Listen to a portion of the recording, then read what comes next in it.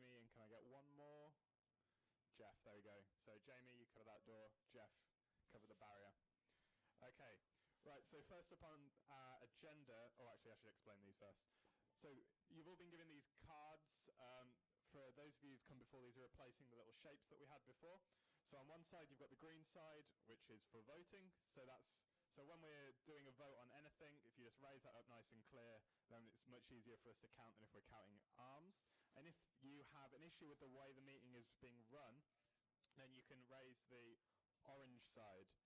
Now there is a little card, a little piece of paper as well that explains all the different ways that you can do that. But just very quickly, if you have an issue with a decision that I've made, so whether that's me putting something to a vote early or any other ruling that I make, then you can challenge that by raising this card, and then we can put that to a vote, or maybe I'll just agree that I was wrong anyway.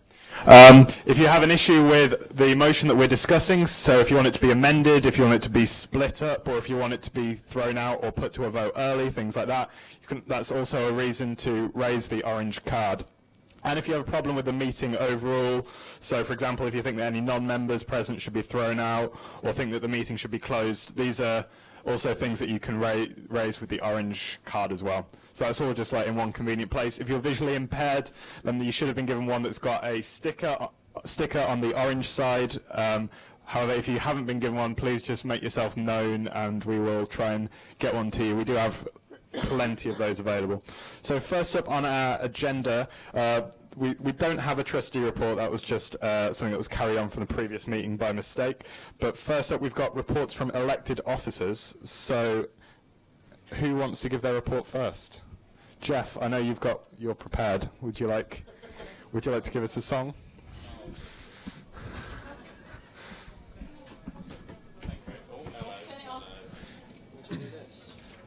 Button on the bottom, mate.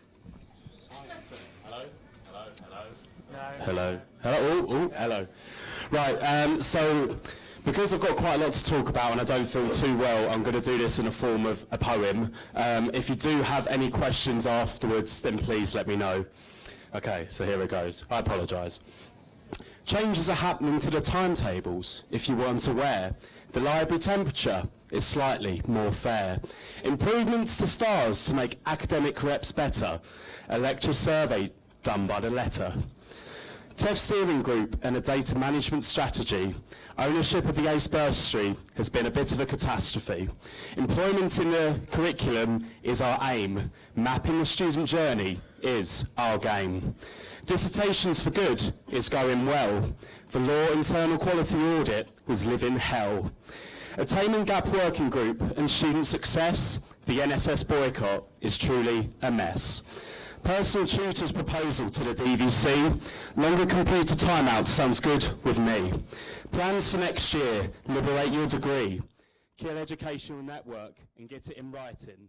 Jade conference is going ahead. Research conferences for students, we're constantly fighting. Thank you very much.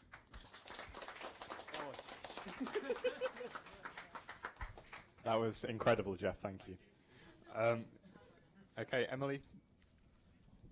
I'm sorry, mine doesn't even rhyme. I'll just go through some general things that we've been up to and then some more specific things that I've done. What? Do you want me to... Oh. Can I sit... I'm glad you're enjoying this, Leroy. So, hello, KUBE. So we had our elections, I don't know if anyone noticed, and we had our highest voter turnout ever with over 25% of students turning out to vote. So that's 1 in 4 people voted. That's great. That's the best we've ever had, and I think our Student Voice team deserve a round of applause for that. So thank you. Hopefully you all know who the new elected officer team are. In case you don't, it's Sam is replacing Ella, because she couldn't rerun. Me and Jeff and Megan got re-elected, and Aisha got elected as welfare officer, but she's currently representing Keele at NUS Women's Conference. So we also have a whole host of new PTOs starting in July, and it's all on the website if you want to have a look. Our ragtag total, is this the most up-to-date one? No, we don't have an up-to-date. Okay. Last time I had a total, it was over £35,000, which is incredible, and that doesn't include even all the money raised during AU Takeover during February, so that's really incredible. We had a fantastic Student Volunteer Week, and we had World Festival. I'll talk about some things I've been doing.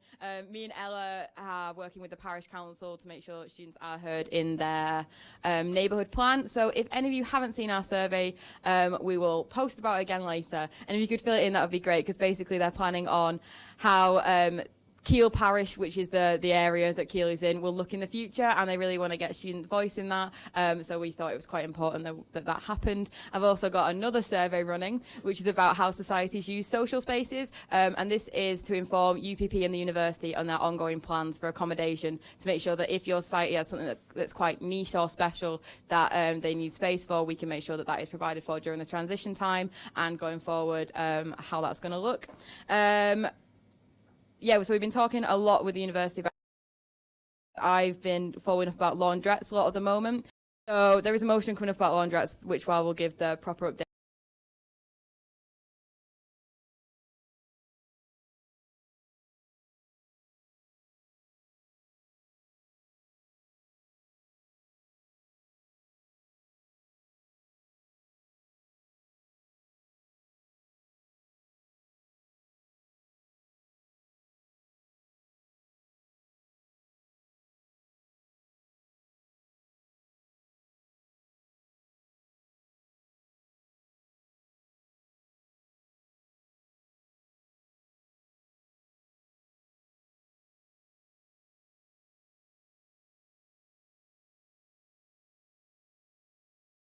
So Emily's obviously mentioned a few of the things, but I'll just talk about them in a bit more detail.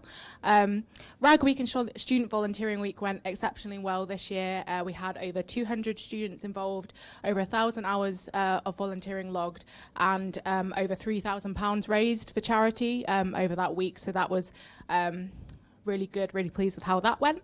An update from the last UGM, which was 1st of February or something, really long time ago. At that time, we were quite excited to commit to an alternative type varsity, so between societies and stuff.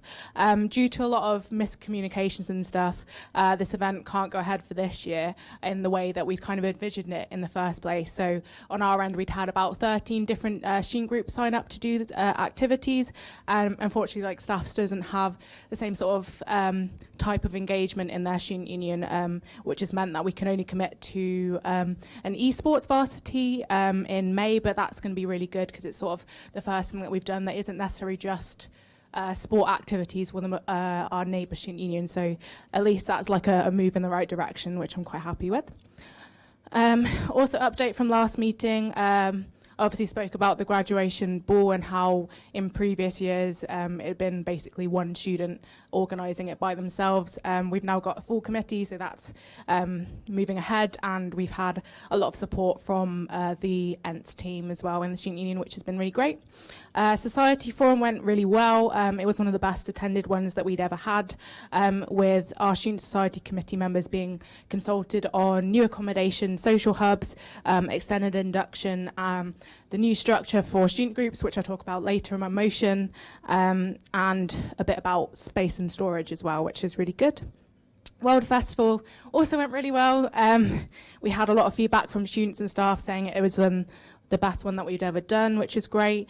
We had student societies doing performances, holding interactive stalls, and a lot of free food as well. We also had a local business come in and do waffles, which was really cool.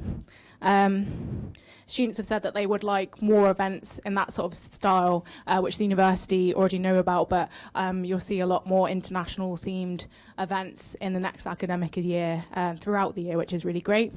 I met with Timetabling about space a while ago, which as a result we opened up for to use during evenings and weekends, for, particularly during March when our performance societies are stretched for rehearsal space. And I think as long as everyone's sort of kept the rooms as they are afterwards, we'll get feedback from Timetabling soon. That will be able to continue after the Easter holidays. Also in terms of space, we've created more bookable space for students within the Students' Union, and more indoor storage space for societies. It's not quite perfect yet, but we are moving in the right direction, which is really great news. but we'll hopefully get everything sorted for when you come back from the Easter holidays. Obviously, we spoke about elections. One of the things that we did for clubs and societies was do a little mini barometer, which has now resulted in me having to bake 57 cakes for clubs and societies, which means that they got over 71% turnout in the SU elections, which is really great news for them. Club and Society committee elections went live for nominations today, so if you didn't know that, you can go and nominate yourselves for positions on committees. We've had a few admin errors, but so far it's going okay. If you do notice anything that's a bit strange when you go to nominate yourselves, if you can just let us know, because we can't pick up the admin errors unless you guys tell us. But hopefully we'll be able to evaluate that at the end. Awards is another big thing that's coming up. We've got the award season after the Easter holidays with the Societies Ball and the Volunteering Award. So been working to make sure all of that is sort of accessible as possible for students to feel like they can nominate themselves and feel confident in their nominations as well.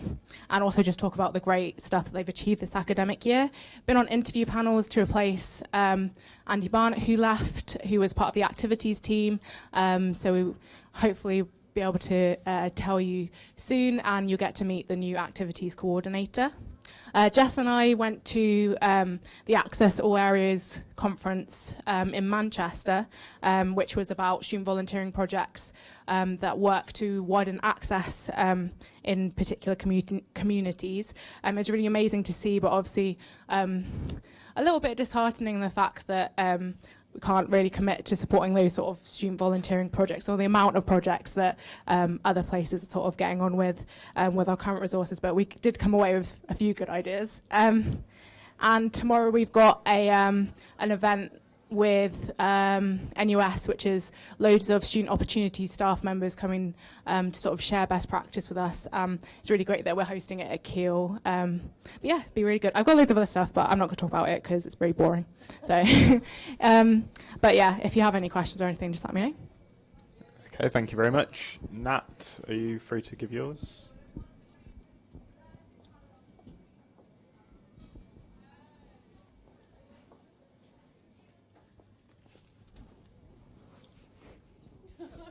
Hi. So I'm Natalie, the Welfare and Internationalisation Officer. I'm going to keep it really brief for you. There's a blog that's going out tomorrow, because that's the end of the week, isn't it, tomorrow? Yeah. Where you can kind of catch up with the things that I've been doing. If you've got any questions, just let me know. So we've been doing a lot of campaigning activity over the last couple of weeks. So we launched the Bullying and Harassment Network, did active bystander campaigning, Sexual Violence Awareness Week campaigning, and stuff for students with disabilities that are going to experience some changes in the way that they're note-taking is done from next year because of the changes to DSA. I've also been working on some local housing issues with the council, which has not been going too well because they don't like to speak to me. But we're going to produce an off-campus housing guide for next year that should hopefully make things a little bit clearer for students. A lot of the work that I've been doing has been individual casework, so things with the medical school, discipline cases, and issues in residence, so students who are getting in trouble basically living in halls.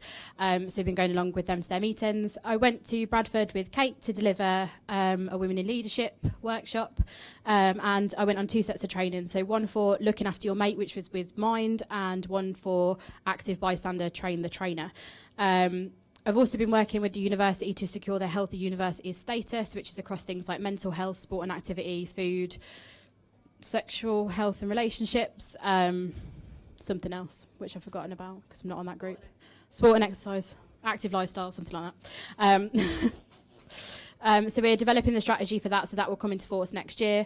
And then working with the residence office to look at their changes and how their RSAs will operate from next year. So that's about it. But if you check out the blog and then have any questions, just let me know. Okay, thank you. Yes, you can applaud officers, that's allowed.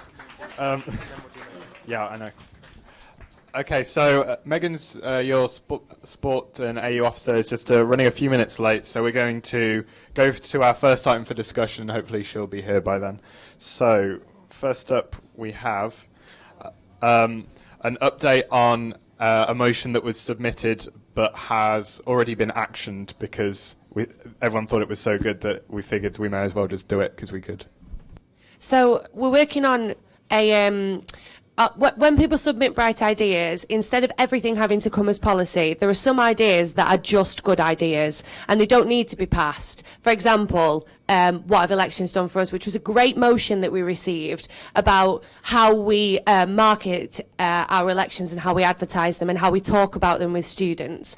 So some of the data in the motion was a little bit irrelevant because it was put in before elections. So it said that elections often hit 20%. So we didn't want to bring it here with kind of a bit of redundant data in it. So instead what we did is we called Josh in, who submitted the motion, and had a chat with him about how we just make it happen. So we'll be working with marketing next year. It's for the main election cycle, not by-elections, to create a compilation video of all the things that happen during elections and the outcomes of elections. And we're also working with the university and kind of chipping away at them and their marketing department for them to kind of take on some election stuff to kind of broaden our reach for elections. So that's what the motion was doing, or was asking us to do. But the good news is we're just going to do it anyway. And we just wanted to update everybody that you might have seen it come in or heard it talked about, and we don't want it to have just disappeared and you not know about it. So when people submit bright ideas, if there is something that is just, this needs changing on the website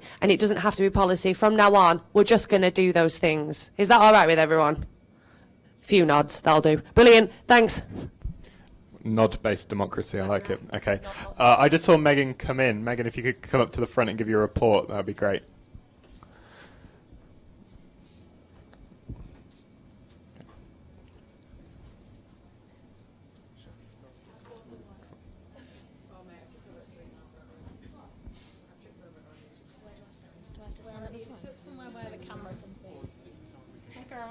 Hey guys, sorry I'm late. We're just really busy in the AU at the moment. As you can imagine, this week's actually crazy for us. So we had varsity. It started on Sunday with American football and they won. Monday was men's football and they won 4-0, the same as last year, which was really a surprise because they had 2 Crystal Palace players on their team. We won men's rugby 58-0 on Sunday, and on Tuesday. And Wednesday was epic. We'd won varsity by 3:30, that's a lie, 3:30. And the final score was 14-7 to Keele.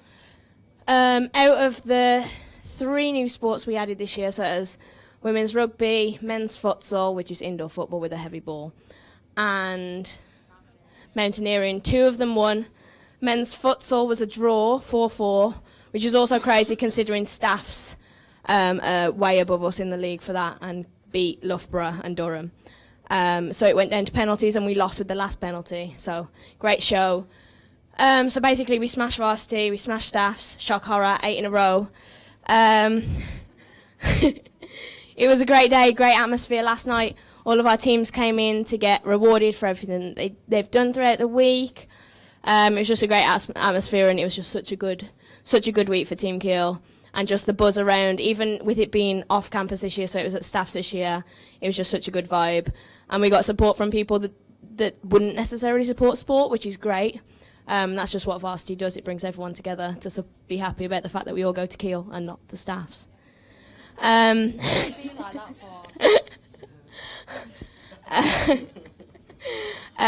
reason why we're so busy is we have AU presentation ball tomorrow, so we've legit got today to organise everything. So we're currently going through the awards.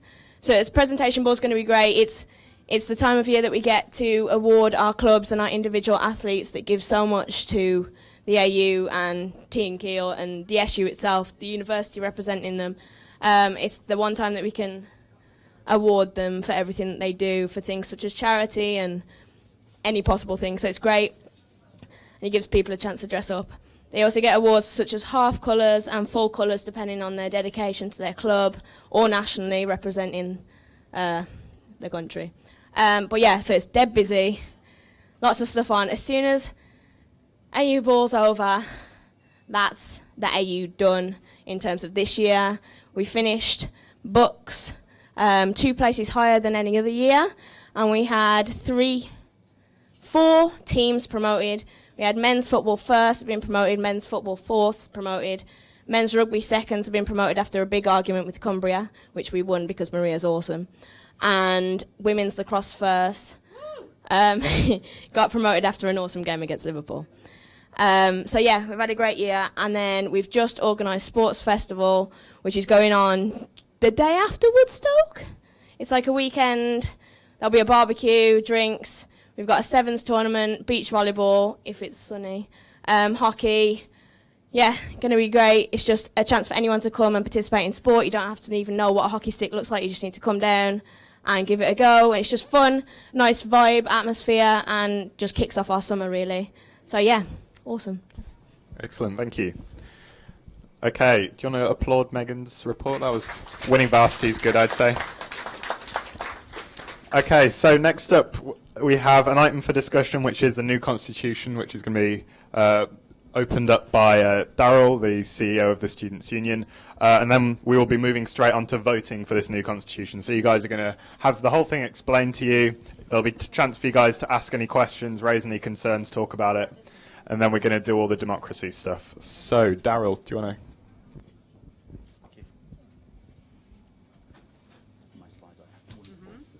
Good evening, everyone. Yes, my name's Daryl, and I've had the joy, alongside Emily, of leading on our incorporation project on behalf of trustees. It'd be really helpful for me to get a show of hands in the room. How many people heard me talk about this last time we were all together?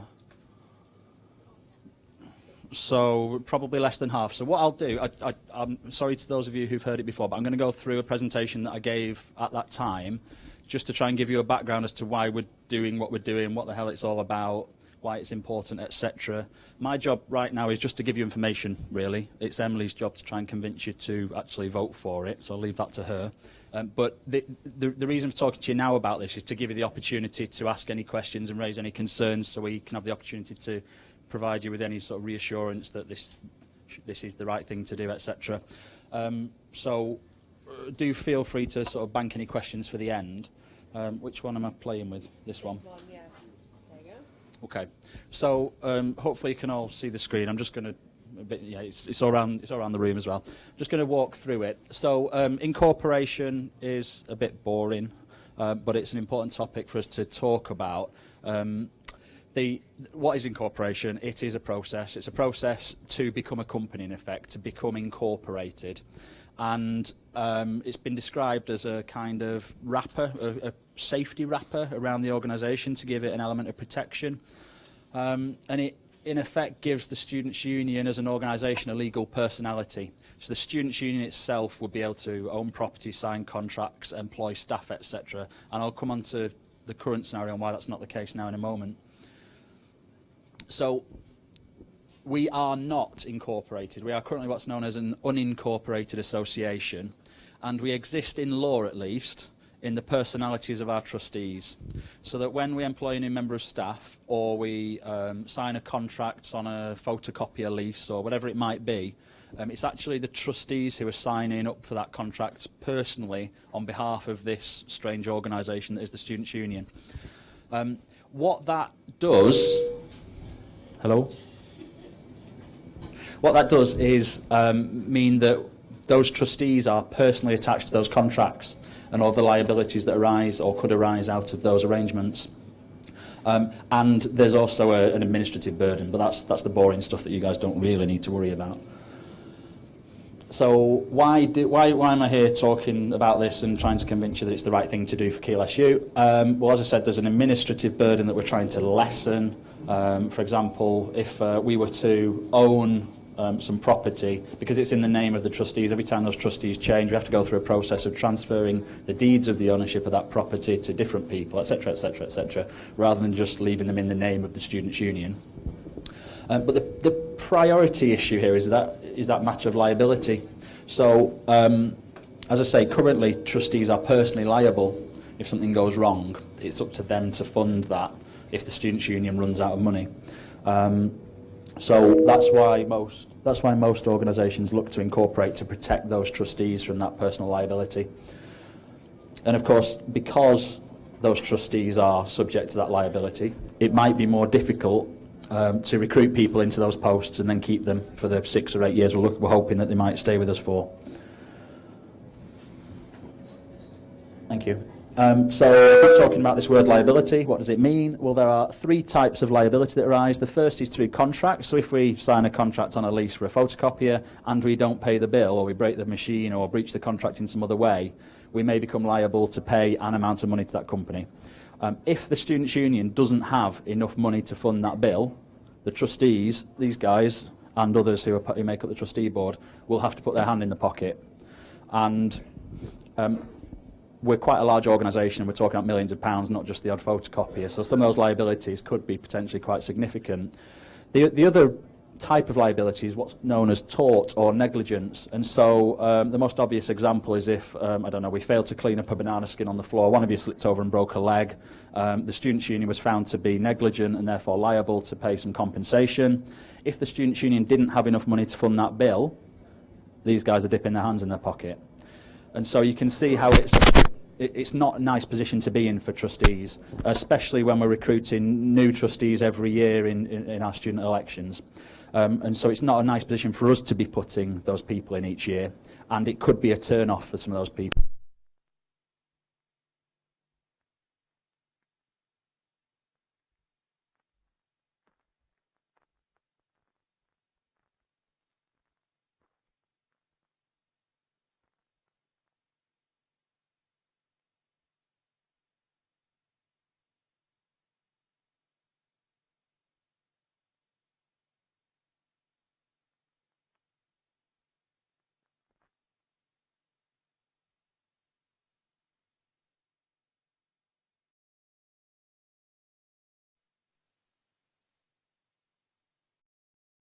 Aren't personally liable in the same way they currently are, rather the organisation is. And if the organisation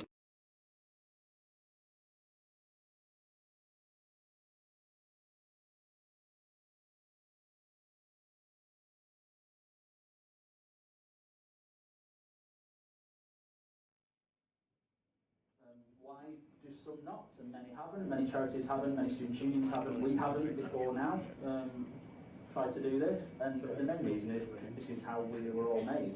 That's how we've been. We started from groups of students just coming together however many decades ago and chatting and then opening a bar and then talking to the university about making the change, and then grew from there. It's a bit of a complicated process, and it's sometimes easier just to sit on your bum and do nothing about it, because it's a bit hard to go through the process. But frankly, most people are unaware of the risks, and it was shocking actually when I first started here almost a year ago to hear some of the officers at the time not really understand they were exposed to the liabilities that they actually were exposed to. And that's, again, quite common, sadly. And then the bottom point is that actually no students' union has been put in this position yet. Yes, we've had bills to pay because someone slipped on a banana skin, but it's never been so substantial that they've had to sell a trustee's house to pay the bill, for example. Well, that doesn't mean it can't happen, and it doesn't mean it won't happen. It doesn't mean it won't be us that it happens to first.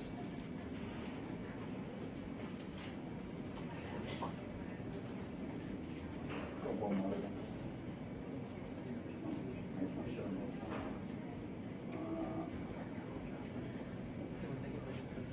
this. The slide's not showing properly, sorry, not that one. That one, yeah. So this was just to try and highlight some of those pros and cons of both sides. It's not displayed properly on the screen. And the point it's making is that it's, for the reasons I've outlined, it's much more beneficial for us to become incorporated, certainly from the perspective of trustees who gain that protection of limited liability, for us to become an incorporated organisation. Now the next, trustees have already determined that this is the right thing to do. They've asked me to lead on this project and to undertake this project to incorporate the Students' Union. One of the decisions we've had to make is which type of company we wish to become. Now we are a charity and we need to remain a charity, that's a legal thing.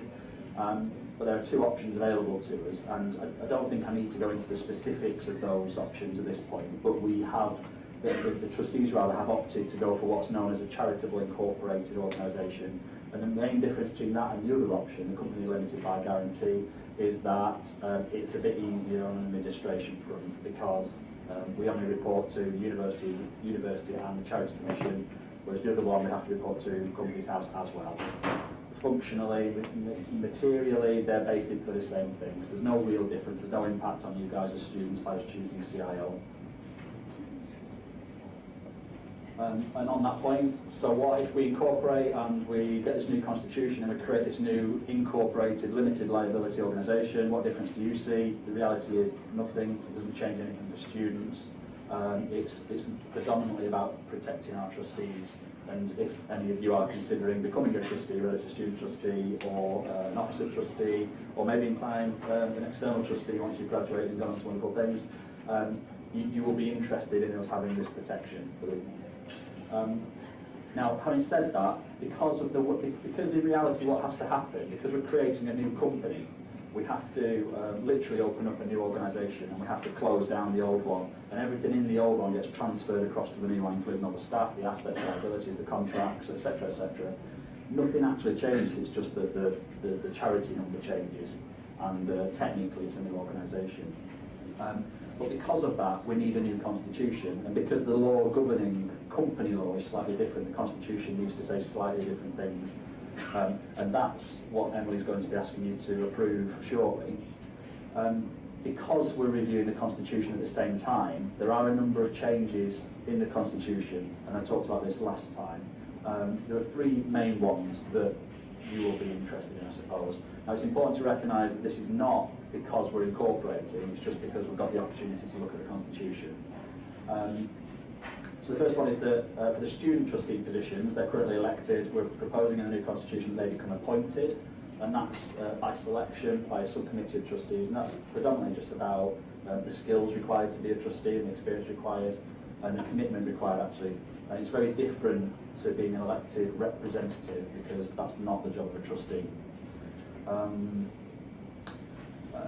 There is no mention of CAC in the Constitution. I appreciate there's a later conversation on the agenda about CAC and whether it should exist or not. That's nothing to do with this. We just haven't mentioned it in the Constitution. And what that does is give you the authority to make that decision, whether you want it or not.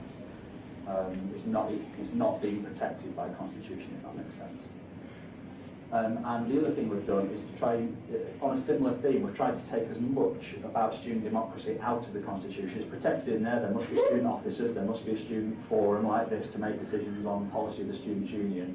But we've taken out the mechanics of those forums from the Constitution, and that's because we want to give the power to change those mechanics back to forums like this, so that you have more authority and opportunity to change what we do, how we do it, why we do it.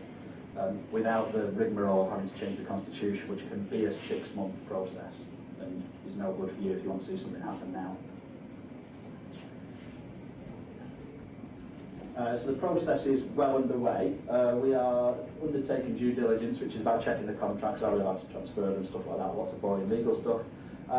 The biggest challenge is getting the different authorities we need to proceed. So trustees have signed off on the new constitution, and they've asked that we leave this project to incorporate the organisation for all the reasons we set out.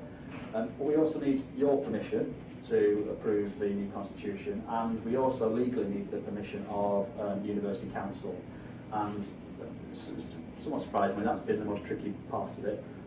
But we have received that authority now. So we've got trustees, we've got University Council, and today, hopefully, we'll get your authority to proceed.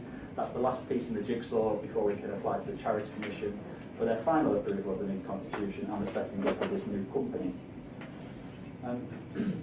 The hope is that after today we can submit the application next week, and the idea is that the new charity will be in existence by the end of June, and throughout July we then transfer all the stuff across to the new company with a view to that being completed by the end of the financial year in July, after which we have to shut down the old KUSU. We've still got KUSU, a new one and an old one, and you won't see any difference.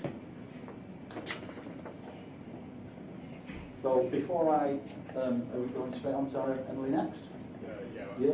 So before we get to sort of formal decision making bit, and Emily trying to commit to this is the right thing to do, I just thought it'd be useful to see if there were any queries or concerns that we might be able to try and address.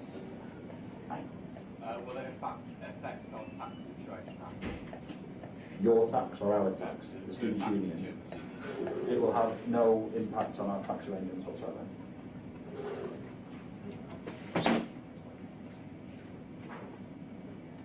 Any other thoughts or questions?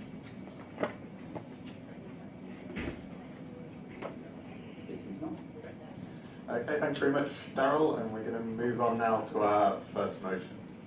So our first motion is approving the new constitution. So, okay. If anyone would like copies of the physical motions, if you can't see the screens very well, we have some paper versions. If you want to stick your hands up, we'll get our democracy assistants to hand those out for you.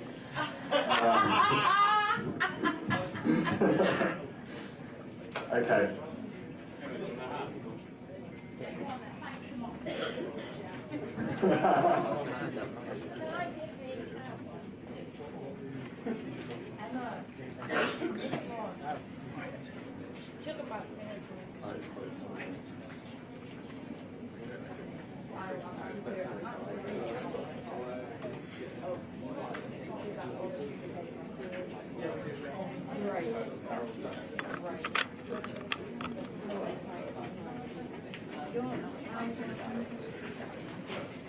Okay, do most people who want a copy have a copy? Is everyone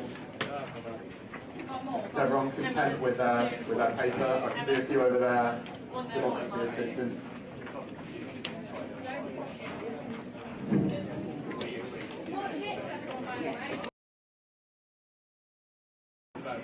But don't go yet, because we need to talk about the Constitution, which is very important. Yeah, okay.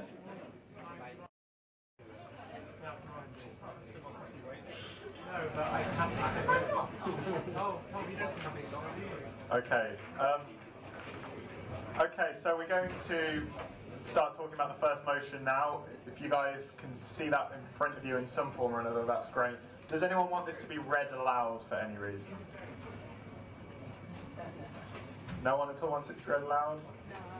Excellent. Okay. So, Emily, do you want to come and talk about this motion? Yeah,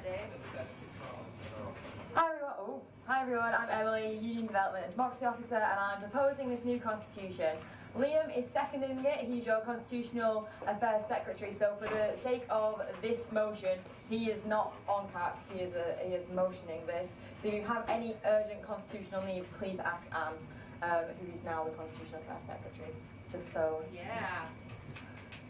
Okay, great. So yeah, as Darryl said, this new constitution doesn't change that much on the ground for students, but will make such a big difference to Keele SU as a charity, and basically protect our trustees so much better and enable us to recruit much better ones. We're currently recruiting some new external ones, and next time we go through this process, it'll be so much easier, and we'll be able to attract people of such a high calibre. It'll be really interesting.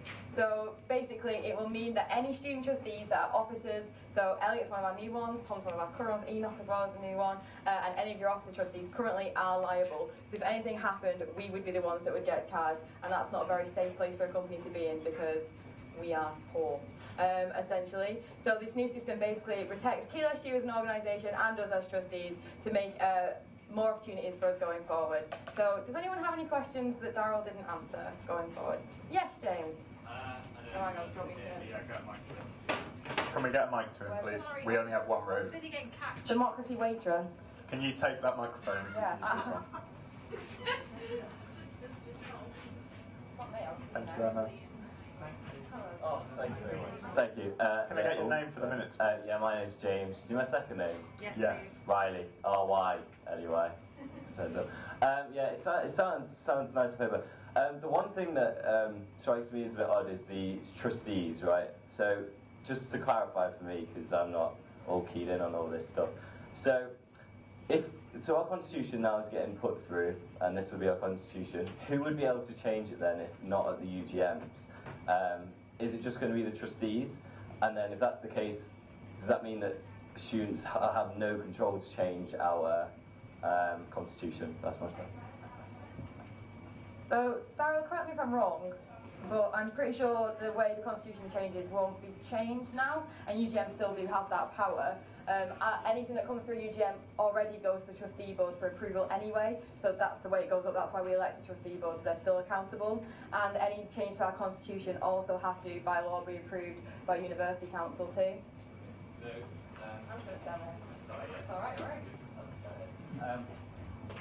So, so then, does that mean that we no longer have the power to elect our trustees, so they won't actually be student choice who will be deciding what goes through from a UGM?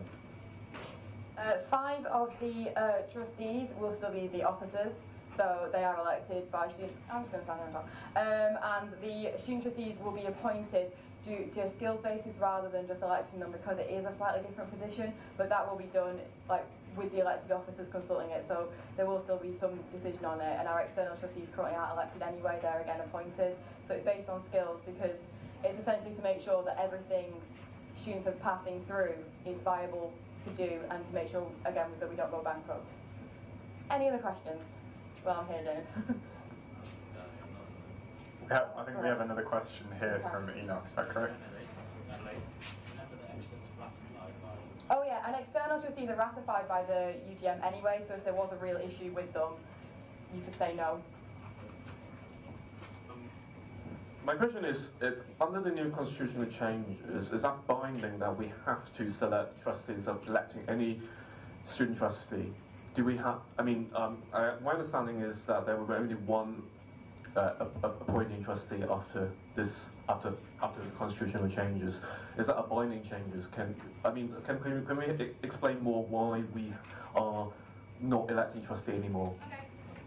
So we'll still be electing our 5 officer trustees, but the student trustees, all 3 of them, will be appointed rather than elected, and that's because, again, it's a skills-based thing, so we still want students' input. We need to make sure that they are prepared for that role, because it is not the same as being a part-time officer. It's not having a really specific interest in something. Like Sam is the environment and campus officer because that is what he's really good at, whereas a trustee, because of the kind of responsibility that comes with it, we really want to make sure we can have the most prepared students possible in those positions. So again, it's to help protect them, to ensure that they are prepared as they can be going into that sort of position. Does that make sense? Okay, just for clarity as well, when Emily says officer trustees, she means your full-time officers. Yeah, full-time officers are also student officer trustees. I understand that, because when I stand for position as student trustee, I have gone through the trustee guide, not by the union, it's actually by the charity commission. It's a 200 pages long document. It has a lot of responsibility, and of course we know last year one of the elected trustees never turned up to any trustee meeting, so I think it's sensible that we want to have the right people with the right skills for that. But I think my concern is, when I was elected as trustee, obviously one of my manifesto, and when people elected me, because they want to have, they want to make sure that you have people that they think they can trust to overseeing the entire process. Now, I'm not saying that there's anything actual things happening right now that needs our concern, but I think my concern would be if we're reducing the elected student trustees, the 3 elected student trustees appointments, how can we ensure that the democratic process is not being reduced? How can we ensure that the selections of the new trustee are being appointed in a fair base? How can we voice that if we think the appointed trustee is not really doing their job? So what is the mechanisms we can ensure that can be ensured? Okay, so like external trustees, student trustees will also be ratified at UGMs, is that correct? Great, so they will be, it'll come here before they're formally posted. Great, Meg.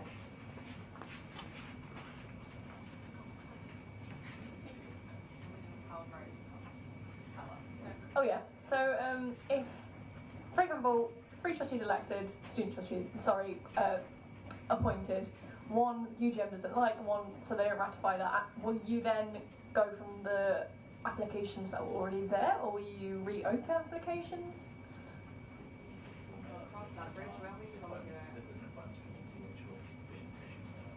Cool. So essentially there'll be an appointments committee of the current trustees, what are they made up of? A selection of the current trustees who will then appoint them and deal with that situation that comes around. So like this time when we're appointing external trustees, 3 of us nominate ourselves to be on that committee, and that's how we do those sort of things. Cool. Does anyone else have any more questions? Okay, Great. fab. So unless anyone has any objections, we're going to move this to a vote. So Sergeant at Arms, can you just secure the exits and entrances, please? So all those in favour of this motion to ratify the new constitution and authorise me to sign off on it, please raise your green cards nice and clear for me. Okay. I'd say that's a clear pass, but let's vote.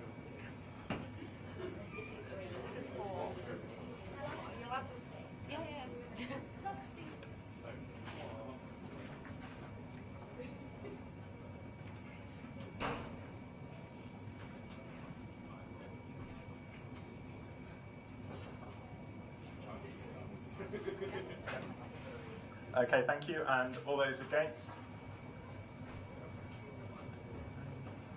Okay, thanks. And those abstaining? Okay, so that clearly passes. Thank you. So next up on our agenda, we have a motion again proposed by Emily to remove the Constitutional Affairs Committee. So, Emily, can you come and talk about this? So keen today. Would anyone like me to read the motion out? Yeah. Right. So the facts, this is proposed by me and Nat, so she'll be answering questions. Keele SU currently has a Constitutional Affairs Committee who are responsible for a number of operational democratic processes. We now have a staff department, Student Voice, dedicated to ensuring our democratic processes are robust and adhere to as set out in the bylaws. The responsibilities of democratic proceedings also falls under the remit of the Union Development and Democracy Officer. Currently, Section 2, Chapter 17 of the bylaws, staff protocol, restricts staff from supporting and advising democratic processes. Keele SU is developing a strategic plan which will inform work in democracy and student voice. The opinions: too many constitutional and bylaw requirements need action from CAC, and that is an unreasonable workload and responsibility to give 3 part-time officers. Much of what is expected of CAC is administrative and time-consuming work that does not need to be done by elected students. It is appropriate and fair that Keele SU continues to elect a chair of student council to chair union council and general meetings. The chair of union council shall have the power to convene democratic committees from elected representatives to fulfil duties such as elective forum and officer scrutiny panels. Keele SU staff, specifically the Student Voice Department and the senior management team, should play an advisory and supportive role in developing and administrating Keele SU democratic processes. Section 2, Chapter 17 of the bylaws is outdated and restricted and does not reflect the current practice of the Students' Union. Actions. The position of General Secretary and Constitutional Affairs Secretary be removed from the bylaws and not elected in the May by-election. That any reference to the Constitutional Affairs Committee or CAC be removed from the bylaws. That before the 1st of July 2017, Union Council shall receive a track change document showing which positions will now be responsible for the duties of CAC previously carried out in the bylaws. That over summer 2017, the Student Voice Department and Union Development and Democracy Officer will, with the assistance of any relevant officers, review our decision-making processes and make recommendations to be taken to the student body at the 2017 AGM.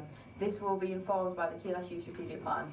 If Union Council are unsatisfied with the proposals, the original CAC positions will be reinstated in the November by-elections to come into office immediately. Section 2, Chapter 17 of the bylaws is removed to allow staff to properly support and advise democratic proceedings. So essentially, this motion comes from me and Nat, who have both sat on CAC, and has the support of the current CAC, in that there's too many responsibilities that are above and beyond what we should be expecting from part-time officers. None of the duties are going, the responsibilities are just being spread between more part-time officers, full-time officers, and staff, because the way we do democracy is so important and such a vital part of what we do as a students' union that it needs to be done to the best of the ability, and it is unfair to assume that 3 students have the time and energy to be doing that on top of their studies, and it's an outdated system now, and we could be doing it much better. Over summer we will be looking at how we do UGMs in general, and this is kind of coming in line with that, and hopefully have some really exciting changes in September. Does anyone have any questions? Okay, Lauren, just there.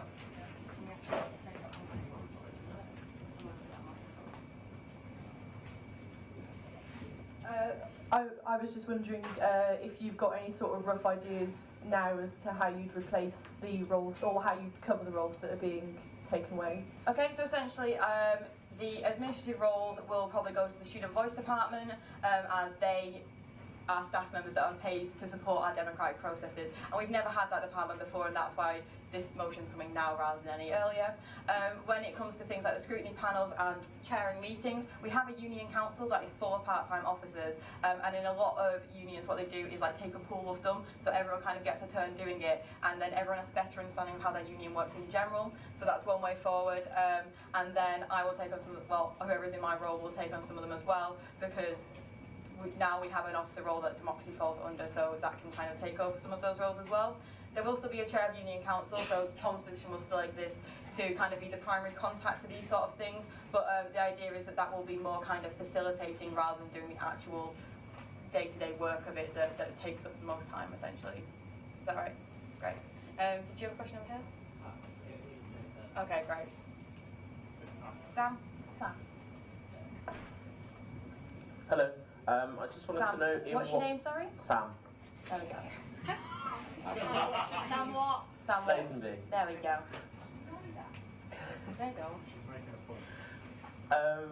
So it says that Section 2, Chapter 17 of the bylaws is restrictive. I just wanted to know in what way it's restrictive. Okay, so essentially that chapter says that staff cannot influence or assist with policy. So that would mean people like Emma, who have been here forever and know everything about Keele SU, would not be able to help officers write motions or students or kind of guide CAC on how to deal with things. And honestly, that is not how we work here anyway, and it seems like a ridiculously outdated thing from when SUs kind of were staff versus students, and that's not necessary anymore, and it's just a waste of opportunity and support. Does anyone else have any more questions? Sol Gibson. I'm just asking, obviously you said that it'll be taken to the Union Council, which if unsatisfied it'll kind of revert back. Will there be an opportunity for us to scrutinise and also to give input to the new way that the roles will be distributed? Well, hopefully, if we get started like now, we'll have drafts ready to go. Union Council won't be meeting like on the 31st of. Does the 31st of June exist? No, 30th of June. So it will be a process, and hopefully, if you prefer it, we can make it more of a consultation. Oh. Students are free to attend Union Council meetings as well, so if you prefer it, we can allow students to sit in and contribute to the discussion. Yep. Alright, cool, great. Does anyone else have any questions? Okay, great. Okay, so unless anyone has any objections, we are going to move to vote on the removal of the Constitutional Affairs Committee. So all those in favour, could you raise your cards nice and clear for me? Okay. Yeah, okay, that clearly passes, thank you. And all those against? Those abstaining? Yeah, okay, yeah, that's a clear pass. Thank you. So that motion has passed. Right, so next up we have a motion called Keele Card Taxi Scheme, proposed by Charlie Gibbons? Is that how you pronounce that? Do we have, and seconded by Emma Saunders, do we have either of them here to talk about the motion? Okay, so basically what this means is that unless there's someone here to put forward the motion, then the motion is not voted on. Does anyone here wish to take up this motion and speak in its behalf? Okay, seeing no one, we will proceed. Sam? I don't mind doing it. You don't mind doing it? Yeah. Okay, cool. Okay. Just to give you an update as well, the people who proposed this motion have been contacted to come in and talk about the issues around it as well, but I'm not aware of us having any contact from them. Okay, Sam? So I know the scheme works well at some other universities. I know especially that it works well within Sheffield. How they do it as a scheme is that if you, it's only with specific taxi companies, if you don't have enough money, you pre-arrange with the company and they take hold of your card, then they give it into the SU the next day, and it's all done through a system like that, and then you have to pay the SU. There are some downsides that I've heard from officers, such as that if that student doesn't want to get their Keele card back, they can get another one for £5. However, I do think it is possible that we could try and work out a system. This isn't going into the exact details of it, but I do think it's definitely something that the SU should promote and put forward and try and do over summer. Okay, thank you. Does anyone have anything they wish to say about this motion? Enoch? Hi, my name is Enoch Liu, and I think the question is, I'm not sure other universities how do they do it, but at the moment that our Keele card allows us to go to the block. Obviously, I'm not suggesting the taxi driver will use the Keele card for other means, but that is an essential point that will, because the Keele card is not only that we're paying Keele card, but we're using Keele card to pay things on campus. It's also our key card to certain blocks. So I don't think it's very safe to give a Keele card to anyone. Okay. Emily? Yeah, I also think there is a slight issue in that there's only so much we could do in the SU for this, because the Keele cards do belong to the university. So we could lobby them to do this, but it would be quite a difficult thing to implement, and I really do echo Enoch's worries about security, because at Keele they are more than just an ID card, which is what they are at a lot of universities. It is your key card, it is your library card, it is your identification, and if we were to set up a thing where it would block you getting a new Keele card until it's been returned, well, they could literally just steal your Keele card. I think that's just a bit of a problem too. Okay, thank you. We've got a procedural motion from Lauren. Can we get a microphone to Lauren Bipon, please?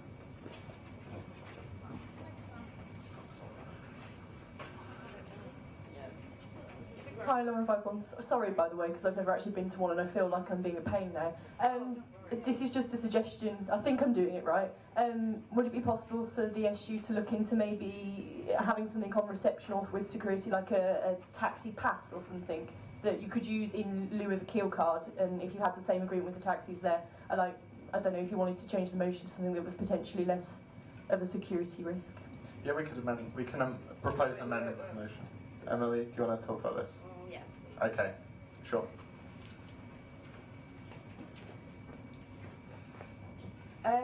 As the people that, so this is speaking about after nights out, and what you're suggesting is essentially replacing the safety bus with taxis. And I think that, you know, we already have a service that can take you off campus for free, and this just adds in another layer of complications. So I think what might be better coming out of this motion is that clearly people aren't satisfied with the safety bus, and speaking to the people that proposed it and seeing what their issues are with that and why they don't feel that that service is quite right for them. Okay. Lauren, is that okay for you? Yeah. Okay. So, Solomon, sure. I'm not sure how I would do this, but is it possible to propose that we just review the safety bus and have a discussion about that, whether it's between the elected officers or if it has a kind of general thing with students? That would seem to make a lot more sense that we just vote on whether we should review the safety bus and whether it's adequate. Okay, yeah, so you can propose that we amend the action points of the motion to review the safety bus provision. I would propose that then, please. Okay. Okay, so what's been proposed basically is that we replace these action points on the motion and with something effectively saying that the officers will review the provision for the safety bus and potentially make recommendations based on that review. So what we will do now is vote on that amendment. So we are voting on whether or not we want to change the wording of this motion. We are not voting on approving that change. Am I making that clear? Okay. So all those in favour of changing the wording of this motion to replace the action points with a review of the safety bus provision, please raise your green cards nice and clear. Okay. And those against? And those abstaining? Okay, thank you. That clearly passes. So this motion has now been changed beyond recognition into a motion that is about the SU reviewing its safety bus provision. Does anyone wish to speak on this? Particularly, it would be good to hear someone who's against this, because we've got a lot of positive voices and just want to get some balance. Okay, so unless anyone has any objections, I'm going to move that we carry on and vote on this. Okay, so all those in favour of the motion as amended, which proposes a review of the safety bus provision, please raise the green card nice and clearly. Okay, and those against? And those abstaining? Okay, thank you very much. That clearly passes as amended. So, next up we have another motion about taxis, proposed by James English and second by Aaron Connolly? Yeah, Aaron Connolly. Is either James or Aaron here this evening to talk about this? Is he at the back or anything, either of them? Okay, so similarly, this motion will not be voted on unless someone wishes to speak on behalf of it. Does anyone wish to speak on behalf of this motion? Okay, seeing no one, this motion will not be voted on. We'll be sure to contact the proposers of the motion and explain what happened. And as with our previous motion, we actually reached out to James and Aaron to talk about the issues they raised, and I'm not aware of us having any meetings with them yet. Okay, so Next up we have proposed by Jeff, Let's Keep the Stars Shining. Jeff, do you want to come up and talk about this? Is this one rhyming too? Does this rhyme as well? What? It's too complicated to rhyme. Yes. Thank you very much. So this is, it's quite a complicated change, but it's, from my point of view, a very good change. So I'll just give you a brief kind of overview of where we're starting and why I'm proposing this change. So essentially, myself and Student Voice, particularly Emma, helped to coordinate the Student Academic Representative Scheme. It's grown from strength to strength.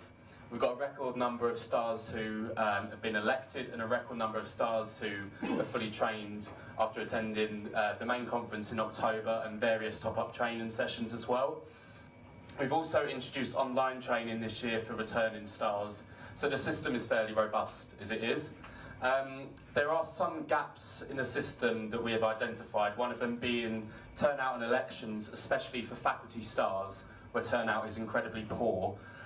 For the medicine and health faculty star, that student was unfortunately wronged because no one voted.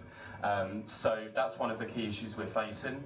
Another issue we're facing is postgraduate representation when it comes to stars, because the system is slightly complicated and we're dealing with a lot smaller cohorts as well. So that's just an overview of where we are with stars. In terms of the national picture and in terms of what we're doing at the Students' Union, there's a greater emphasis now on student voice, as you have heard tonight and over the course of the last few months. We have a thriving student voice department, and that's really good and it's really exciting. And basically, these proposed changes will help to enforce and build upon those relationships. So we've got a more robust academic representative scheme, which also aligns with what we do in the Students' Union as well.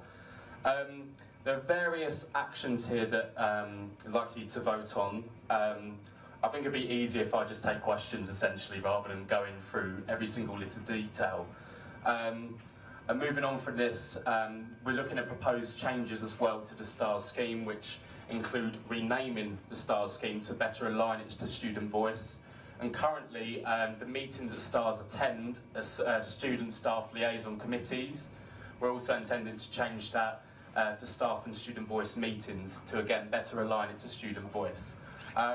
As you can imagine, this is quite a massive change in terms of academic representation, but we feel at the moment we're basically as far as we can get. We can encourage more stars to run in elections. We can try and fill in some of these holes in terms of representation. We can encourage more people to turn out on elections, but really I think by reviewing the scheme and starting again and better aligning it to student voice, we'll be able to make great strides forward. It's something we're all really excited about. So if anyone's got any questions, then feel free to go ahead. Or Emma, if you want to add anything in as well, or if you're allowed. Not this though. No, you're all right. No, that's all good. It's all good. Ask a question before that. Yeah, of course, that's cool. So any questions, feel free to fire ahead. Yes, Leroy. Oh, this works, great. I heard from what you're saying, and okay, right, sorry. You want me to stand up? Oh, for the camera. Hello. Right.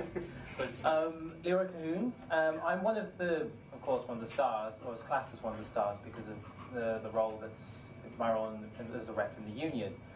But just a point of clarification, also a general question.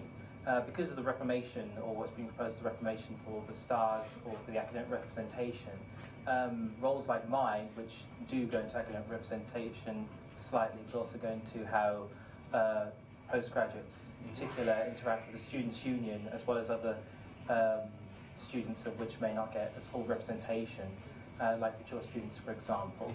How are our roles going to be affected? Because if we do expand out the program, it is more likely that undergraduates will be taking a lot of those positions. It may ease out representation amongst the people under those schools who may have less of a student body, contact with the student body, as it were. Of course, yeah, and like one of the issues, like as I mentioned, is to do with postgraduate representation, and it would be pretty ridiculous if that's one of the key areas we've identified as a development and don't address it or do it badly. So we're still quite early in terms of thinking about the changes we want to make, but we do need to ensure that that postgraduate representation still remains there, and also like representation for mature students, representation across each faculty, representation across the whole board, across the whole student body really. So I'm sure you can appreciate it's not an easy task that we can just click our fingers and do, because we've got to make sure everything's right and in the correct process. But it's something that we're very keen to address and make sure we get right essentially.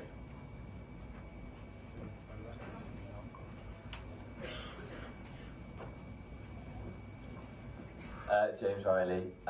Just a quick question. It says again that like you're going to appoint them rather than have elections. So obviously that sort of loses a bit of the democracy. But my question is, obviously the reason why you're doing it is because you're not getting people to vote in them, which is fair enough. But has there been any sort of look into why people aren't voting for them? Because if they're such an important role as you say they are, why aren't people caring about it? Why do people not get interested? And shouldn't we be looking at that and building on how to get people? Obviously we do, and do a great job of that, don't get me wrong, but should we be looking more into that way of getting people to actually vote in it rather than just making it an appointment system? Yeah, there are a couple of things that we think can help explain why this is the case, and one of them is kind of the over-elections basically, because through the process of a STARS election you've got to be appointed as a STAR, put yourself forward and get elected again, but also the people can vote have to be STARS themselves. So even though we've got quite a lot of STARS, to motivate them to vote even though they've already taken part in elections has become really difficult, to be fair. And even though it is one reason, one of the main reasons which I haven't really mentioned yet, is to improve feedback loops as well. So basically at the moment we've got faculty staff for foundation year, Elliot here from HUMS and Ryan over at the back for natural sciences. And at the moment these three students are trying to represent the views of around 320 STARS, and it is very difficult. So one of the things we're looking at is introducing a system of lead school STARS that falls under the Students' Union umbrella as part of a STARS scheme. So that will mean we'll have like better trained sort of expert higher level STARS, increase the representation there, and then they'll be able to liaise like with Student Voice and myself and produce reports and go to various different meetings. Because at the moment I think the task for those faculty reps is pretty difficult and pretty intense. So that's another reason why we're proposing the changes as well. Ian. Thank you. Enoch Liu. On the action point, are you suggesting, so the education officer and student voice survey, is that actions going to do the survey, or is that action suggesting they're going to change the name? No, the point saying that survey code STARS, is it going to do the survey, or has the survey has already been done? Yeah, well, we haven't done a survey, have we? Yeah. So it says that it's going to start the process. It's not suggesting to change it. Yeah, so we still want a full consultation period with the current STARS as well to get their experiences of the system and sort of their views going into it as well. And say if we do a full survey of all the current STARS and there's a massive kickback and they don't want it, then that's fair enough. So then we've got to review it again to make sure it's right. And we're quite aware that there will be quite lengthy conversations, and because there's a lot of students to consult, it could be quite difficult. And there's also we need to consider the university as well, because there's a lot of different stakeholders as part of the STARS scheme that not everyone sees in the Students' Union. So we've got to jump through various hoops as well to get to that stage. So, like if these proposals are passed today, it's not going to change tomorrow. We're not going to roll out a new brand spanking academic representative system on the website. There's plenty of consultation we've still got to do. Thank you. Cool, no worries.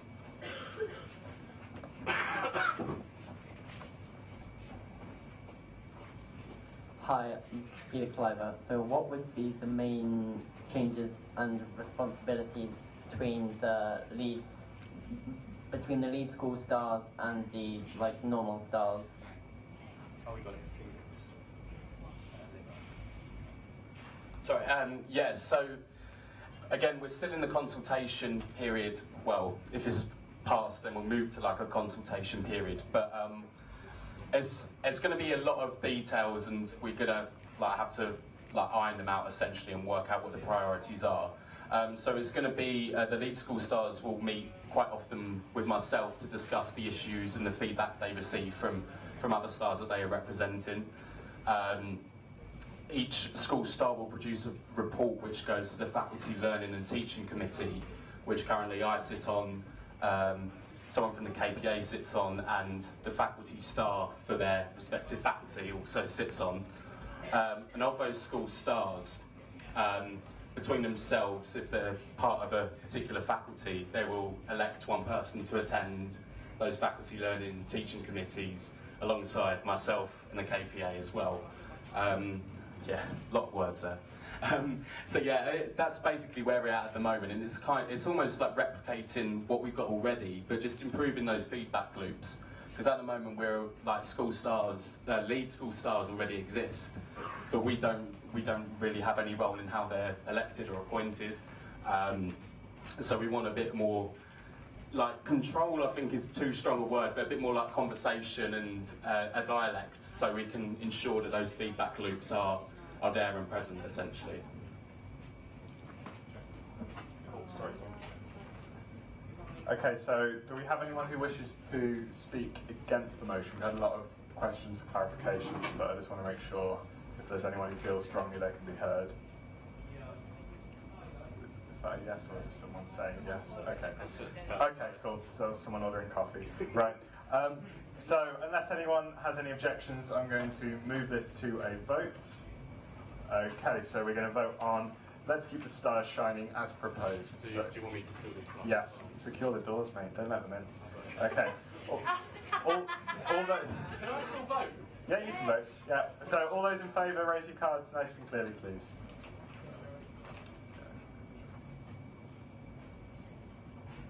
Okay, thank you. And those against? There's one there. And those abstaining?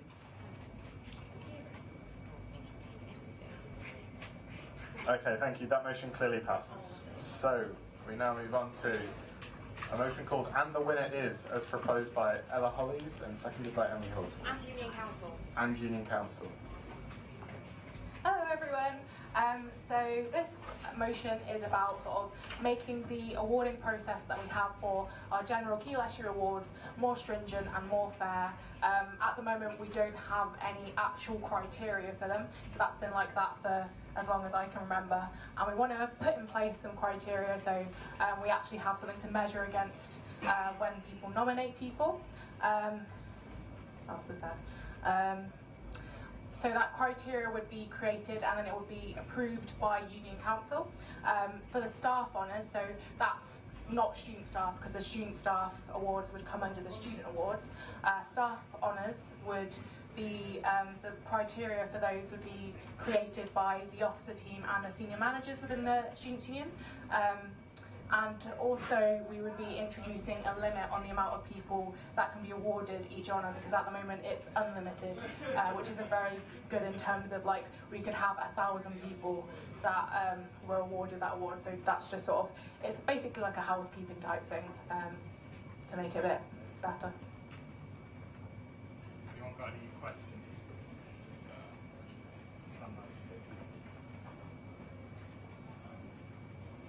Sam Lazenby. What sort of criteria would you propose for various awards? At the moment we don't have the criteria, we're just asking you to agree in principle for us to look at the criteria and create it. Obviously there would be further consultation on that, so again it's just agreeing to the principle that we create criteria. Okay, thank you. It's a bylaw change, that's why we have to get it approved. Natalie Jordan. I agree in principle with everything apart from putting a limit on the amount of people that can receive the awards. I'm actually quite comfortable if there's 1,000 brilliant students that have created things and contributed to our Students' Union and our student experience, that they should get the awards. I don't think that we should put an arbitrary number on it and stop people from being recognised, and actually it's the students that don't get recognised in conventional ways that get picked up by these awards. So I think that we should take away the suggestion that we would put a limit on it and just have it go to everybody that deserves it, really. We are cool with that, so you don't need to vote on it. Okay, so just to clarify what's happened, Nat's proposed a slight change to the wording of the motion, and because both the proposer and seconder are okay with that slight change, that's just an enacted change. Does anyone else have any points or anything they want to say about this? Anyone feel strongly that this is a bad motion? Sure. Okay. So, unless anyone objects, we're going to move to vote on the motion as very slightly amended. So, all those in favour, please raise your cards nice and clearly. Okay, thank you. And those against? These two people are. Thank you. And those abstaining? Okay, thank you. So that motion passes with that very slight amendment. So next up we have, you guys are dead keen. No, this isn't me. You are. Just to say, the seconder on this motion isn't actually Emily Horsfall, it's the whole of the Society's Executive Committee and the Student-Led Services Liaison Officer. It's okay, it's also called Support Our Student Groups, but it's okay, it's fine.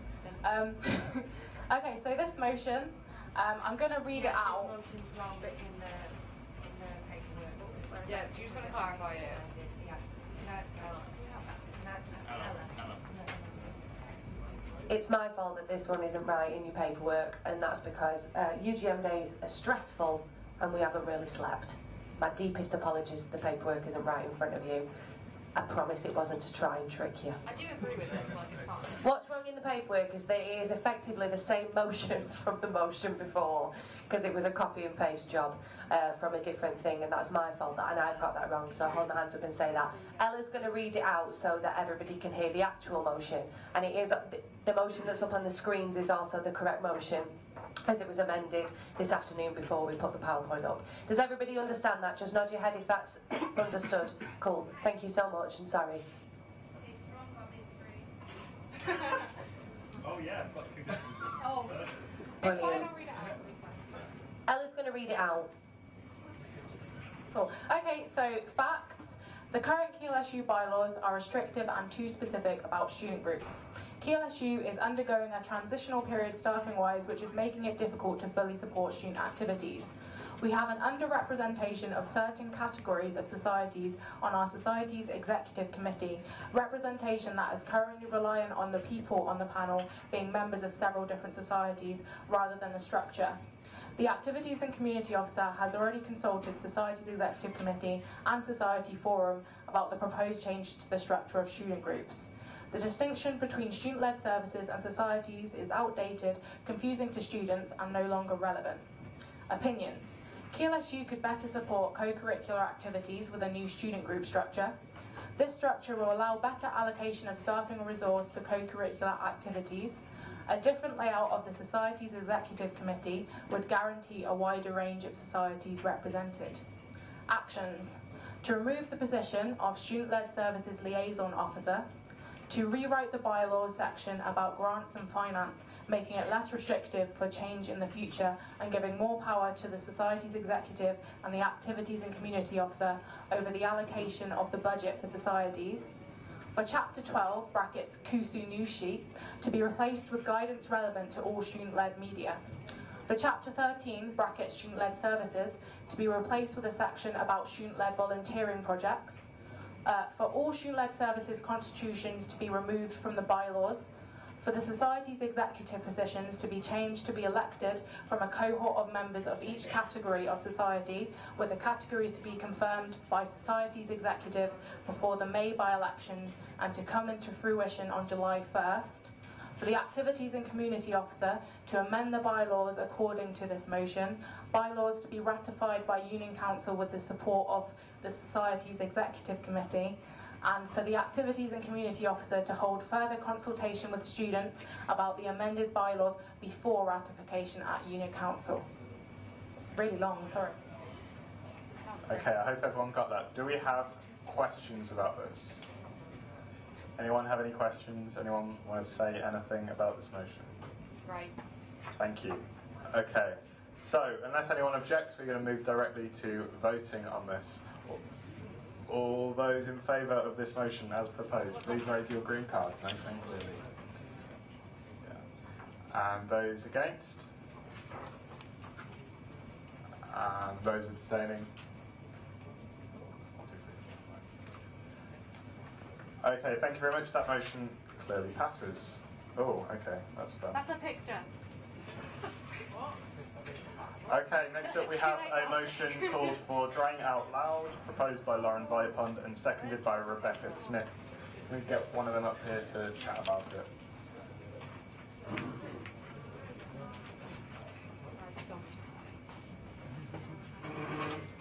Hello. Would anyone like me to read the whole thing in full, or do you all sort of get the gist of it? Get the gist of it, okay. So this was seconded by Rebecca Smith, but I feel like I should point out that I had about 7 volunteers to second it, so I feel like I had quite a bit of backing. I'll probably tell a story. I lived in Lindsay in first year, and on campus, I'm a third year now, I live on campus again. In first year, I'd go and put my clothes in the washer. They'd 9 times out of 10 come out clean. Then I'd put them in the tumble dryer once, and they'd come out of the tumble dryer not only dry, but hot, so I could fold them and I didn't have to iron. I've come back onto campus this year, 2 years later, and right from the start of the year, tumble dryers especially, not once this year have I been able to put a load of washing in the tumble dryer once and it come out dry, let alone hot, which annoys me because I don't like ironing. What really was the breaking point for me was, if you know me, I don't think I talk about this enough, but I'm a big rugby fan. I put my white England rugby shirt in the washer and it came out dirtier than when it went in. This was the breaking point for me, along with Rebecca, who'd posted yet another moan about it on the Facebook Freshers page. So I was like, I'm going to put a motion in. It's taken me 3 years. Democracy. So I've said in here, it costs £2.60 for a wash and £1.10 for a dry cycle, which has actually risen since my first year, which I was displeased about when I got back. So I do 2 washes, and this year I have to do 2 dries because of the uselessness of them, which costs £7.40, which is, in my opinion, really expensive. I wouldn't necessarily mind paying it if my clothes came out clean and dry, but they don't. So they're not fit for purpose as far as I'm concerned. What really also grinds my gears is that there's been a lot of complaints about it on the Freshers page. By the sounds of it, there's quite a lot of action being taken by the SU, certainly in between when I submitted this motion and this meeting. And yet, we've still not heard anything from accommodation or estates about it, despite them actually before Christmas promising they would send us an email about it. And they must be aware that we complain about it on a weekly basis as a student body. And we've heard nothing from them all year. And it's now Easter, and we've still had nothing. And I realise I probably should have put this in the motion because it's not in the actions, but I would really like at the very least, some correspondence from the uni to acknowledge that we're getting quite ticked off about this now. Hello. Can I just, I'm fully support this motion. I've got some stuff from the accommodation office to say though. Okay. Right. Can I have a microphone? Oh, hiya. Do I need to stand in front of the camera? Okay. Hello. I'm in full support of this motion. I completely agree and share the frustrations of the dryers having lived on campus for 2 years. I had a meeting with Sue Underwood, who is the head of accommodation, and she is equally as frustrated with dryers. And I'll just kind of point out a few things that she said to me that I'd like to kind of relate to you. So about 3 years ago, the washer and dryer situation on campus was reviewed. About 3 years ago, so my first year, all the washer dryer machines on campus were actually changed because we considered stopping using circuit, and part of their deal in staying was that they replaced all the machines, so when they were good in Lindsay, that'll have been then. During that process, we looked at other options, so we looked at Keele offering the service themselves, but it was unfeasible. And there is actually only one other major company that does universities, which is called Wash Station, but at the time they were a brand new company, and we didn't know if they were going to work, essentially. So they decided to stay with circuit, and they actually added more machines, so they double stacked in some places, and then they added the cards in as well. So they're all quite relatively new. The price increase you mentioned was the first time they've increased in over 10 years, so quite a change. But she does agree that it's completely unacceptable that they do not dry clothes. One thing she really highlighted was that if there is an issue with the machine, you need to ring the number from circuit, because although the university gets the complaints, if they're not directed to circuit, it's really difficult for the university to address them directly because they don't know the washing machine numbers, because they're not there. So we're going to create some posters to go in them to address some of the issues. So overloading is a bit of a problem with our laundrette, so students expecting the dryers to do more than they actually are capable of. But I appreciate that it's not the case in most situations. But also to kind of signpost of where to go depending what the issue is, because usually circuit, if it's like a plumbing issue, it gets bounced back to our university estates team to deal with immediately, but if the machine is broken, circuit have to come and deal with it. So the main advice she said was that ring the number on the machines, and I think that was the main bit. Oh yeah, in the new accommodation, because I asked kind of what was going to be happening, the current contract with Circuit carries over into the new accommodation, but UPP, the company doing the new accommodation, do have a deal with Wash Station, so it might be up in the air. UPP might choose to buy out Circuit, but we don't really know what's going to happen with that. Circuit might be expected to provide a better service for UPP, which in turn will come down to students, but that's where the students are. I did ask about your email, and Sue wasn't 100% sure. She remembers sending an all-student email out, but she's changing it up for me, and if I get it, I will send it on to everyone. I'll probably post it on the Facebook page. But accommodation are aware of it, and they are very frustrated with the dryers, and yeah, just requested that you do contact Circuit, and they have CC'd me and Rob Meredith, because the KPA are also working with us on this, into all the emails they're sending, and as soon as we finished speaking to her, she started sending emails, so the university is doing something, I promise. But I completely agree with this motion, and I think it should be passed because it means that we keep fighting for this. Okay, great, thanks. Are these questions to me or about the motion? Here you go. Here you go.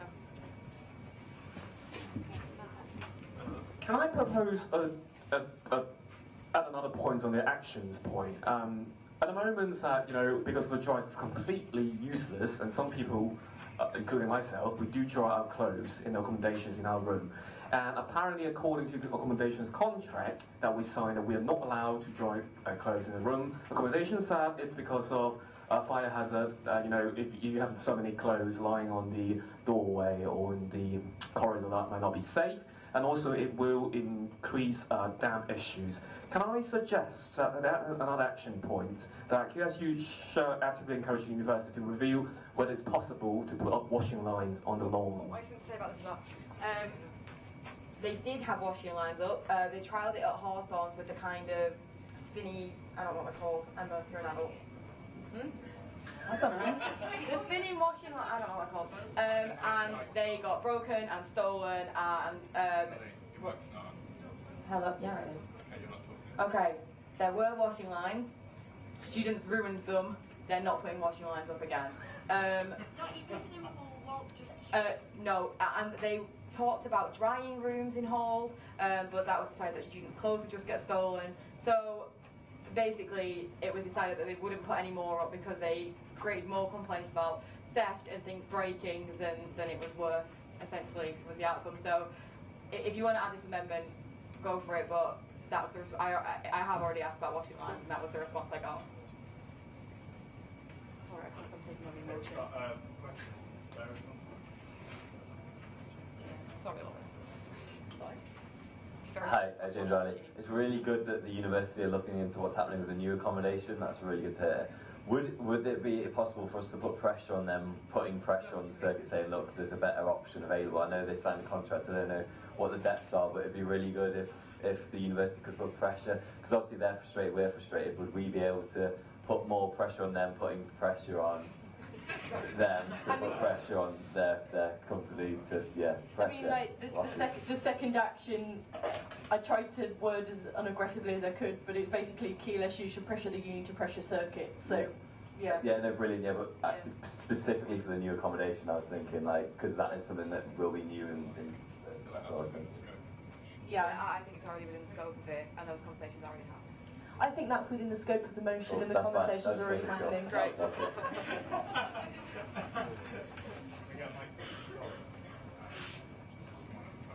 Would you like me to second it tonight? You could be my second. Hiya, Sol Gibson. I'm just wondering, when does the university's current contract with Circuit finish or terminate or need to be renewed? Do you know? I think Emily should answer this one. Oh, thank you very much, Lauren. In about 5 years' time, I think from what I understood, the contract was renewed 3 years ago when they put the new machines in, because the reason they were reviewing it was because the contract was ending. But as we've seen, if we do make demands of them, they do tend to address them. So it's just, I think, a case of applying that pressure. And I think James is completely right. The more we pressure the university to pressure UPP to pressure Circuit, and that sounds ridiculous, but I think we're still in negotiation phases with UPP of what the accommodation, like all these little things, will look like. And I think if they're seeing there's an issue with Circuit, they will ask Circuit to be better, but they have another provider that they do use. So I think what you said, I think it's covered in the motion already. But yeah, UPP might choose to buy them out, but that's unlikely because there's still that long left So of it. the only other solution would be for the university to buy out the contract, which are not. It wouldn't be the university, it would be UPP, because the accommodation will be in their hands. So it's UPP, but obviously we have a certain amount of influence with them, and the university do have even more, obviously, because they're giving them £1 million. So it's about that lobbying. It's about making sure that they know we're unhappy, which they definitely do at the moment, and that message going down the line. And I promise, any meetings that I'm in with UPP, I will bring up the laundrette. Thank you. Okay, just so everyone's clear, the spinny washing line things are called a rotary spinning washing line. Just so you're all democracy in action. I saw a question back there. Do you still want to ask something? You got a mic. Yeah, we've got some over here as well. Okay, cool. You thought this would be the most controversial motion topic. Hi, Leah Carter. Essentially, this isn't really a question, but more support of Lauren. Where there is a problem with Circuit at the moment, I am fully aware it's not the university's fault. I personally have contacted Circuit directly when there's been an issue with the dryers and things like ruining, like Lauren's rugby top, ruining my uniform, which I have to have for my degree. And yeah, my uniform has been ruined and my clothes don't dry. I contacted Circuit directly, and then there's still a service charge for me to even get some money back. So I think there's a huge issue. Even when you contact them directly, they then say, right, well, if you'd like some money back, please pay, I think it was £2.50 for me to get some money back. So they're just getting more money off us, and it doesn't really achieve anything. That's a similar experience I've had. I've complained 3 times, I think, this year. The first time they blatantly lied to me and told me stuff about the dryers that wasn't true. Then they offered me £5 to shut me up. And then I emailed again recently after my clothes had been damaged, and they offered me £10, but I haven't had any details from them then on how to claim that £10. And if you read on the first page, people get very inconsistent reviews. Either they don't get responses at all, or the students get told it's their fault, or depending on how much you harass them, they give you money. So yeah. So just one more point from me. Something that Rob really raised was that the complaint system isn't fantastic, and that they often ask for codes that students would not be aware of, so building codes, for example. So they'd ask you, like, what is the machine code, then what is the building code, and no one knows what Circuit codes the rooms as. So that is another issue that was raised, and the KPA quite avidly about the complaint system not being great. So again, it's something that feels like senior management of the university hasn't really been made aware of, and that's just kind of been going on at the bottom, and then now there's just like this sudden push from everyone, which is fantastic, and it's just such a shame that it got to this point before we started being so proactive with it. But yeah, Sue was angry. Okay, I'm super aware that we're just going around in circles and everyone's talking about how terrible the laundrette is, which is great, but I would like us to be out of here in time because we have a deadline. So, does anyone wish to speak explicitly against the motion? Because if not, if we're just going to keep talking about how terrible the laundrette is, you'd like to amend the motion. A little bit. So you either what do you want to do? Increase the accountability of the accommodation department. Well, it's not the accommodation department that run the laundrette. Well. Please, yeah, explain yourself.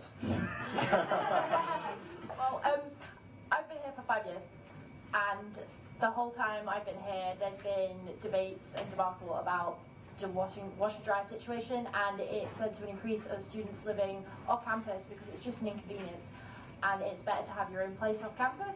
However, I think that the accommodation department isn't held accountable enough for its lack of communication and transparency to do with issues for accommodation and also for the washers and dryers. So I feel that we need to have more communication that's honest and transparent from the accommodation department, because they're very inconsistent and they also contribute towards the issue. Okay, so you want to add another action point to... Yeah, that's pretty much what I wanted. Okay. Okay, Emily, do you have anything to say about that as a proposed amendment? It's not my motion. I don't disagree with having those